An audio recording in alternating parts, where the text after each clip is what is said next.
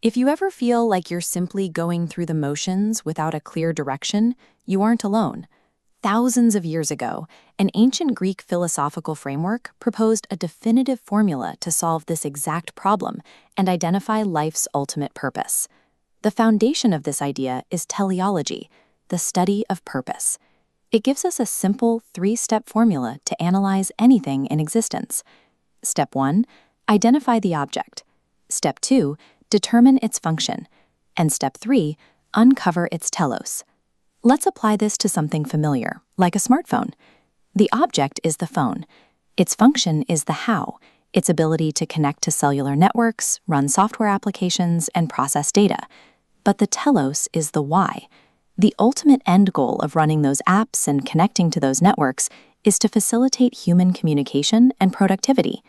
People often run into trouble when they confuse what a thing does with why it actually exists. Separating the daily function from the ultimate telos is the first step towards finding clarity. We can apply this exact same teleological framework to something vastly more complex, human beings. This diagram highlights our species differentia, the specific function separating us from other animals.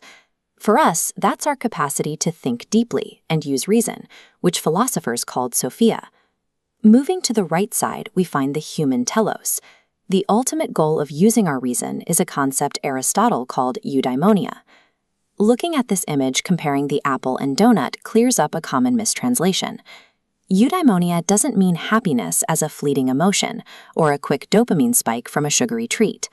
Instead, it aligns with the deliberate cultivation of long-term health, a sustained state of human flourishing. Fulfilling our human purpose requires deploying intellect toward long-term growth, ignoring short-term pleasures. This diagram illustrates the active mechanism we use to reach that state of flourishing. We achieve it through the daily practice of virtues. Notice how the central virtue is positioned directly between two opposing vices, acting as a balancing point against destructive extremes. This is the golden mean. As seen in these 3 glasses of water, it doesn't mean everything in moderation. You don't want a moderate amount of a bad thing. It means finding the exact right amount of a positive trait, avoiding both deficiency and excess. Because the world is unpredictable, calculating that perfect center point requires phronesis, or practical wisdom. It's the street smarts you use to adjust your behavior dynamically based on the situation. Let's test your practical wisdom. If one extreme vice is stinginess and the opposite extreme vice is extravagance, what is the virtuous middle ground? The golden mean between hoarding your resources and wasting them is generosity. Eudaimonia isn't a passive state of being you simply arrive at. It requires continuous, active calibration of how you respond to the world around you. Calculating the golden mean once in a single scenario isn't enough. True flourishing occurs only when finding that balance becomes an automatic habit.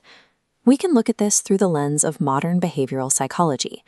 A standard habit loop consists of 3 parts: a cue, a routine, and a reward. Overlaying the Aristotelian framework onto this modern loop, our routine becomes virtuous action, striking that golden mean. And the ultimate reward for maintaining that loop is eudaimonia. Now we can bring the entire system together. Our core human function is reason. We use that reason to develop practical wisdom, which directly guides our daily habits. These guided habits allow us to consistently find balanced virtues, steering clear of extreme vices. Executing that sequence daily leads to our ultimate telos, human flourishing. When you truly understand your unique function and methodically calibrate your daily actions toward the mean, you stop merely surviving. You build a life of genuine, enduring purpose.